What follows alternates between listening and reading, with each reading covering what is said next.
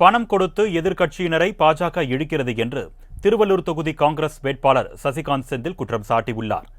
அவருடன் எமது செய்தியாளர் விநாயகமூர்த்தி நடத்திய நேர்காணலை தற்போது பார்க்கலாம். திருவள்ளூர் தனி தொகுதியில் காங்கிரஸ் சார்பாக வெற்றி வேட்பாளராக திரு சசிகாந்த் செந்தில் IAS அவர்கள் நம்முடன் இருக்கிறார். அவருடன் ஒரு சிறு உரையாடல் கேட்போம். ஐயா வணக்கம். திருவள்ளூர் தனி தொகுதியில் நீங்க போட்டியிட்டீங்க. இந்த வெற்றி வாய்ப்பு நீங்க எப்படி பாக்குறீங்க? உங்க கூட்டணி கட்சியோட உங்களுக்கு எப்படி சப்போர்ட் பண்றாங்க? வெற்றி வாய்ப்பு நல்லாவே இருக்கு. போற இடமெல்லாம் நல்ல வரவேற்பு இருக்கு. மக்களுக்கு என் மீது ஒரு தனி நம்பிக்கை இருக்கிற மாதிரி எனக்கு ஃபீலிங் இருக்கு.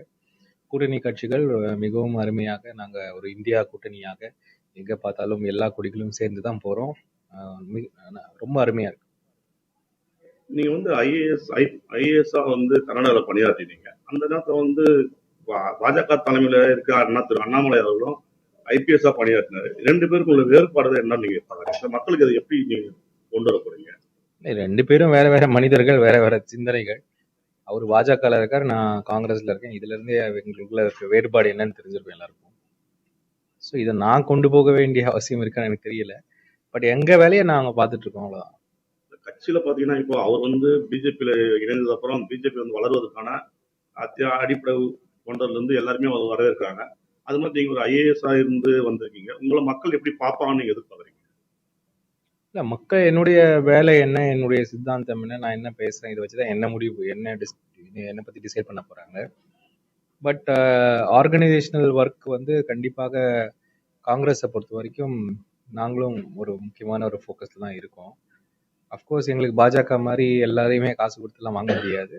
பட் காங்கிரஸ்க்கான தொண்டர்கள் இன்னைக்கும் எல்லா ஊர்லயும் இருக்காங்க, எல்லா கிராமத்துலயும் இருக்காங்க. அவங்களை நெறிப்படுத்தி முன்னாடி கொண்டு போனாலே கட்சி நல்ல விதத்துல முன்னாடி வரும். கட்சி சார்பாக நீங்க வெற்றி பெற்றது திருவள்ளூர் தொகுதி மக்களுக்கு என்ன மாதிரி கோரிக்கைகள் வைக்கிறீங்க? திருவள்ளூர் தொகுதி மக்களுடைய கோரிக்கைகள் எனக்கு முன்னாடியில இருந்தே தெரியும்.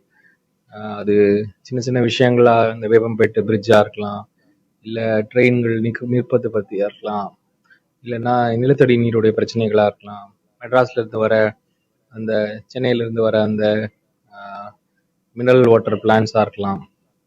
இதெல்லாம் பல பிரச்சனைகள் இருக்கதான் செய்கின்றது. ஸோ இது எல்லாத்தையும் நான் சரி பார்த்து ஒரு சயின்டிஃபிக்கா ஒரு ப்ராஸ்பெக்டிவ்னா ஒரு 10 வருஷத்துக்கு என்ன பண்ண முடியும்னு யோசிச்சு பண்றதுக்கான பிளான் பண்ணி தான் பண்ணணும்.